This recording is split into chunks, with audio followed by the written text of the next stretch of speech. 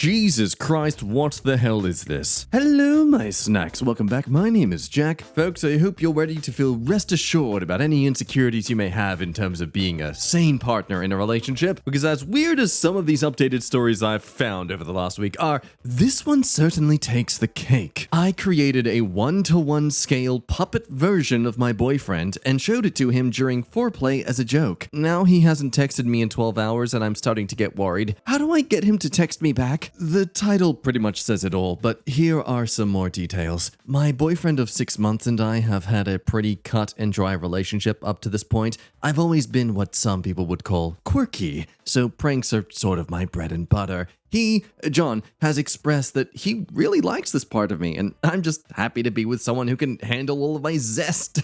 Sometimes I worry that he doesn't actually think I'm as funny as he says, but he always reassures me that this is not the case. One of the ways we really like to express our humor to each other is in the bedroom. For example, I love to do impressions of mostly Disney characters, such as the paperwork lady from Monsters, Inc. Oh, God.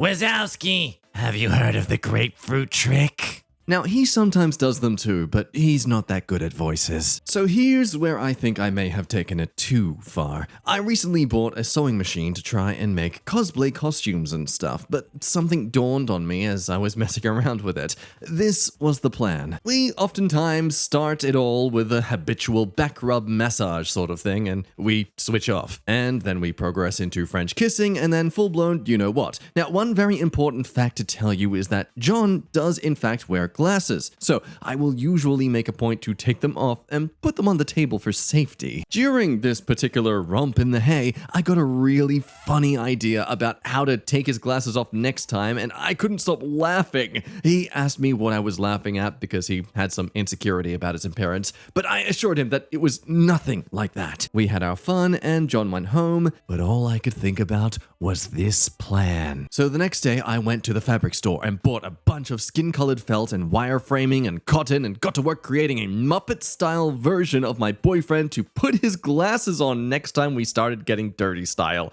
Honestly, the thing was looking pretty good, and I even found some clothes at Goodwill that were his style. I dressed the puppet in the clothes, hid them under my collection of Squishmallows that's in my room, and invited him over. Now, to spare you all the explicit details, we did start kissing and taking clothes off and stuff, but my hands were shaking as I reached up to grab his glasses. Instead of putting it on my nightstand, I made a point to say something like, "I'm just gonna put these right here," as I stretched over to the squishmallow that was covering the puppet boyfriend's head and put the glasses right over his felt eyes. He got confused, I think, and looked back to where I put the glasses and sat up as a felt version of his face, very easily identifiable, by the way. John has red hair and a mustache, so the glasses on top left little question of who this could be. He was silent for a second and then said, "Is that supposed to be me?" As I was laughing, I said something like, "Do you like it?" as I took it out of the squishmallow pile and revealed the entirety of Muppet John. "Oh, did you make that?" he asked. And I stood it up off the bed and asked him to stand next to it. "See? It's just like you, basically," I said. But he still wasn't laughing that much. I think he saw that the Muppet ended up being just a little bit taller than him. I mean, he's 5'7" and probably insecure about that. The Muppet ended up accidentally being a little taller than him, around 6'1", based on seeing them side by side. Oh no, red alert, you screwed up, OP! I noticed his disappointment and did a tried and true Disney impression to make him feel better. In my best goofy impression, I said, "Well, looks like we should call him Big John." But John just took the glasses off of Big John and let him fall to the floor and put the glasses on the nightstand and sat on the bed for a while, but we eventually went to Sin City, but it was a lot more quiet than usual. He left after that. Even though we were planning on having a sleepover, he said he wasn't feeling good. I texted him goodnight and went to bed. So here's the ish. This morning, I haven't gotten any good morning text or any texts at all from him. Even though he always sends me a good morning text, I'm worried that Big John was a step too far and that normal John didn't think the joke was as funny as I did. I feel like he's just putting me in an uncomfortable position by not telling me how this made him really feel, even though I thought it was pretty funny.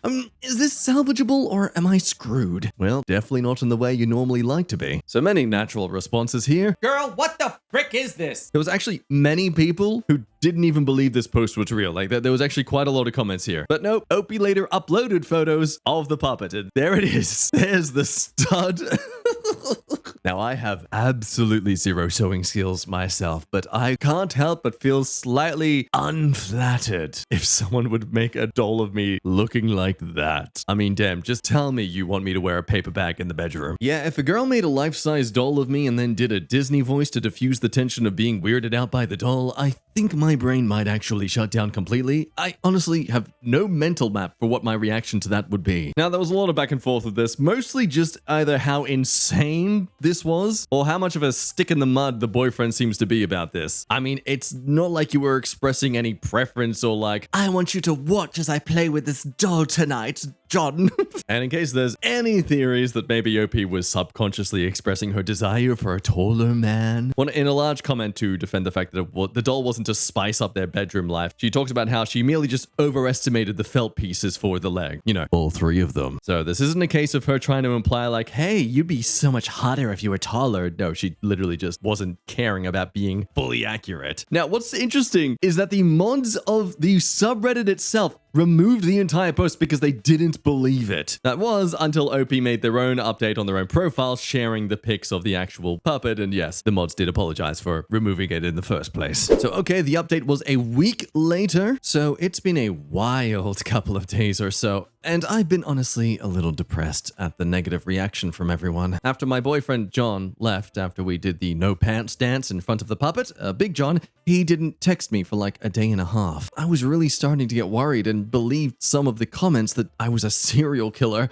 I was so sad that I didn't even want to look at the sewing machine to make my custom Disney ears with because it just reminded me of Big John. Now, speaking of Big John, I hung him in the closet so I didn't have to look at him. I was so ashamed. I was drawing when my phone buzzed, and I saw it was finally John. All it said was, hey, can we talk? I was super nervous, and he came over to my place. It was awkward at first, because it has been so long since we saw or talked to each other, and I honestly thought things were going to end, especially after reading all the comments. However, he apologized for his behavior and told me something that cleared things up. So apparently his mom has been cheating on his dad with multiple younger men for years, and he and his dad just found this out the other day. The day I made Big John. He wasn't upset about Big John at all. I could tell he was still upset, and my instincts were saying I should do a Disney voice, but I considered the comments from the last post and decided to just say, I'm sorry that happened to you. I hope your family is okay.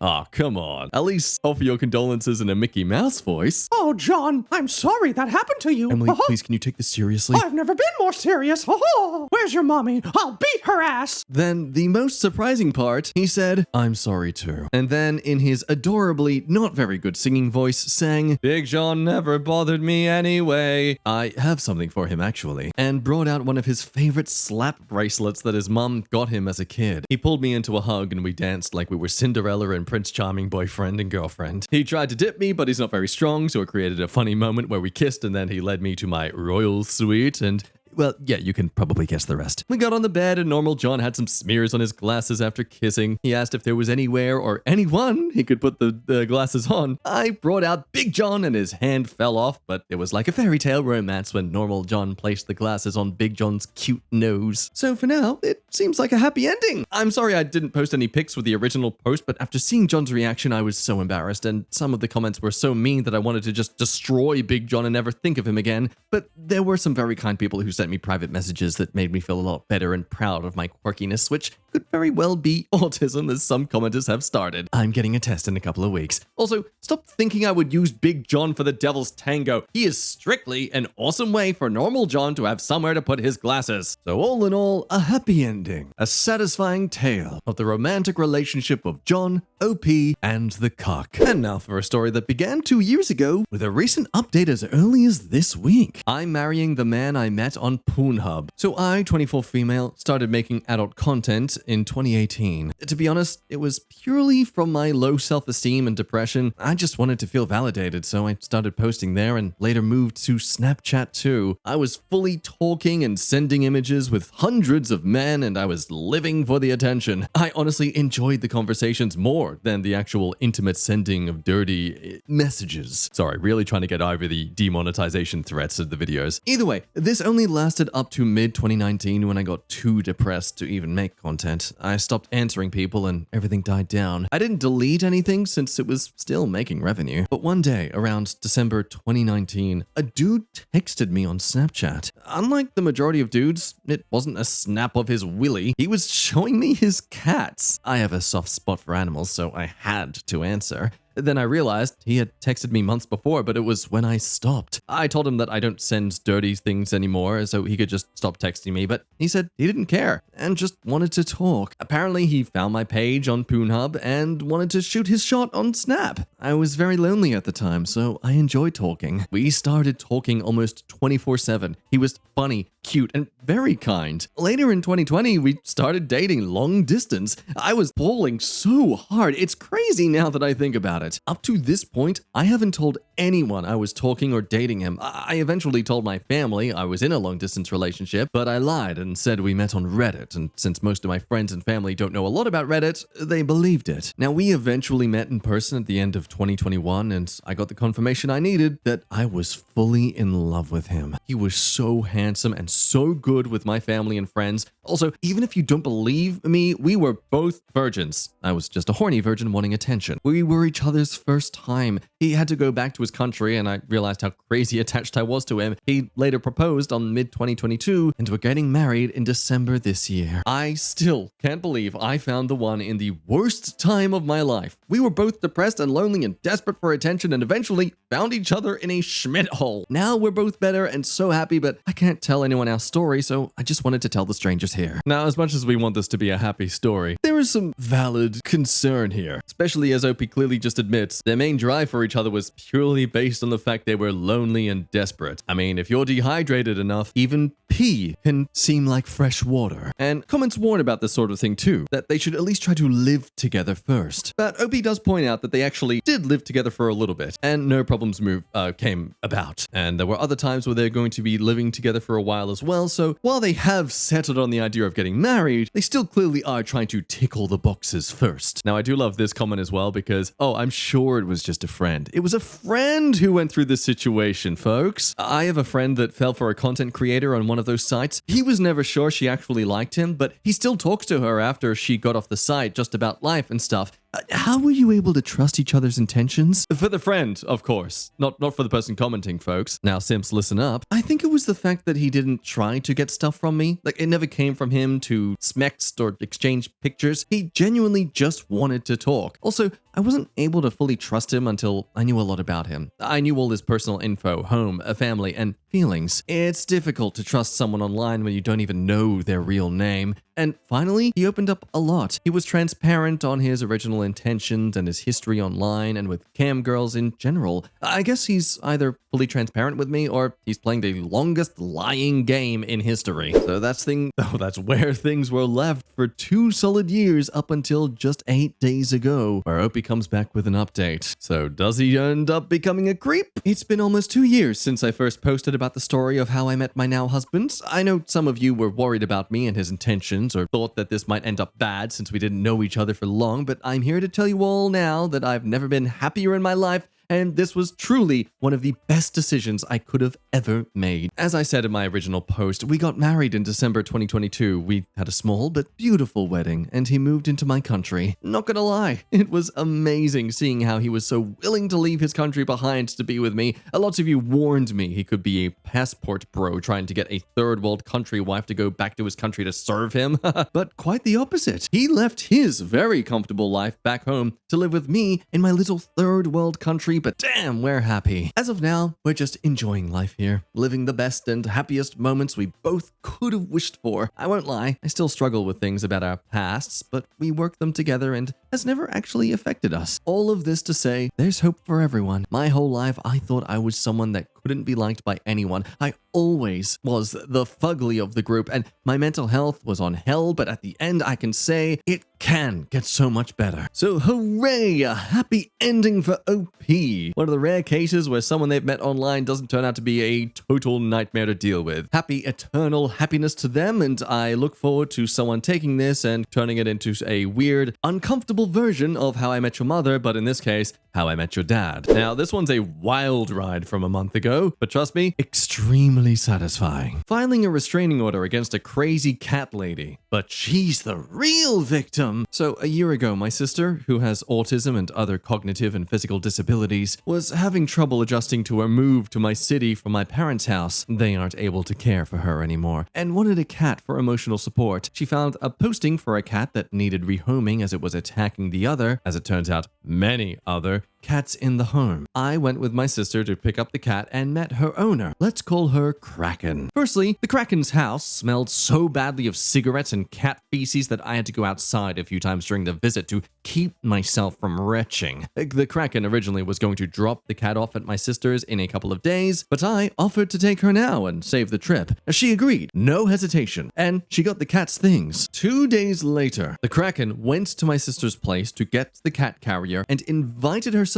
back for the next week. But the day after that first visit, she decided she wanted the cat back because the cat had been hiding in the closet and my sister's apartment was too small. My sister got upset because she was already attached to the new cat. The very next day, the Kraken changed her mind and decided my sister was a good fit after all. But then she started blowing up my sister's phone with texts and calls, wanting constant updates on the cat. And she'd get mad if my sister didn't respond in 2 hours, even though the Kraken knows my sister works. My sister warned her she was going to block her and eventually did. So the Kraken decided to come to my sister's job and hang out for 4 hours trying to talk to her. My sister hid in the back. Then the Kraken called the cops on my sister, asking for the cat back and to get them to do a welfare check on the cat, which is not a thing, so the police didn't do it. My sister tells me all this the next day, so I call the police to get them to tell the Kraken to leave my sister alone. Trying to be nice, stupidly, I reached out to her and told her I'd send her pics once in a while if she left my sister alone,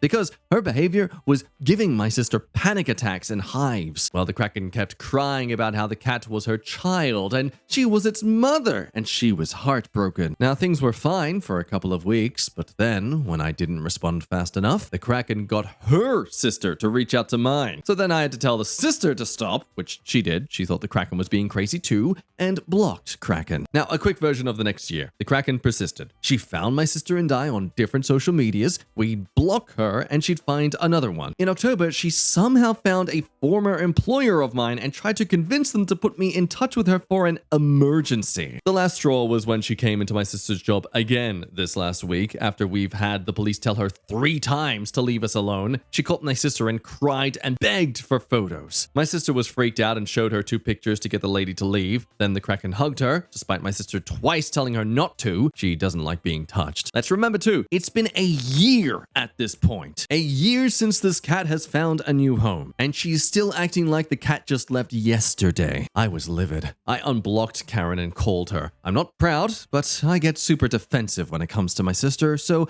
I straight up yelled at her and told her she was effing crazy and to leave my sister the F alone and we're getting a restraining order. But then I calmed down and promised to hear her out. Now, in true boomer fashion, she explained how she was the victim and said my sister blocked her out of nowhere after promising she could see the cat. I said, "Oh, you forgot something there. What did you do before my sister blocked you?" The Kraken said, "Nothing." And I said, "So you didn't call the cops on her? I'd blow up her phone and ask for the cat back and show up at her work." And she said, "No." I told her I have the texts and the police report, so she did as any good boomer would. She ignored that and instead she started sobbing about all of her unrelated problems. I told her, "This restraining order is happening so you won't get any more updates on this cat. What are you going to do to help yourself move past this?" At which point she called me an effing bitch 3 times and told me I wasn't the authority of her. So cut to my sister's caseworker sending me Facebook posts of this woman that she made where she names my sister and I and tells her victim boomer story of how we tricked her into giving up her cat and then refused to give her updates. Of course, failing to mention why we did that. She explains how cruel and heartless we are and asks the people to find out what happened to her cat. Again, after naming us. And then all her little Facebook boomer friends agree that we're cruel and heartless and poor Kraken. So I guess the moral of the story is never adopt a cat from a crazy cat lady boomer. It won't end well. But just 2 weeks later, it does in fact end well. So a quick recap, yada yada yada. We had the hearing on Monday. First words out of the Kraken's mouth at the hearing, you probably guessed it. I'm the real victim here. Sure, Kraken. The judge lets her talk for a bit and then starts with, "We can all agree you had posted the cat online for adoption." And the boomer Kraken interrupts her to say, No. The judge is a little flabbergasted, but lets the Kraken explain. She starts by saying she never posted online. The judge asks, "How then did my sister find the cat?" Well, the Kraken then admits that she had looked at posting the cat because Everyone was telling me that I should. but she never did. So the judge asks again, "How did my sister find the cat?" And then the Kraken states, I filled out the form and I must have hit enter while in a trance. Wow. responsibility must hit her like the sun on a vampire's skin. Just And the rest of the hearing pretty much went like that. The judge had to tell her multiple times that her own evidence that she provided contradicted what she was saying. And of course, the Kraken, when faced with logic, would start to cry and call herself the victim. My favorite part was that the Kraken had typed up her text messages, not screenshotted them, and included one my sister and I had never seen, calling my sister a bitch. Then she told the judge she had never been mean or disrespectful, and the judge was like, "You're the one who gave me a text where you call her a bitch." To which the Kraken replied, I have depression and anxiety. Anyway, glad it's over, but I thought you all might like to hear what it's like to take a boomer to court. Unsurprisingly, the key is to let them talk. They'll dig their own grave. Well, folks, I think we can end it there. A nice little happy ending to the chaos. As always, drink that water. Make sure you be nice and hydrated for the brain to be able to brain. Until next time, you be good, love your face, and I'll see you then. Bye-bye.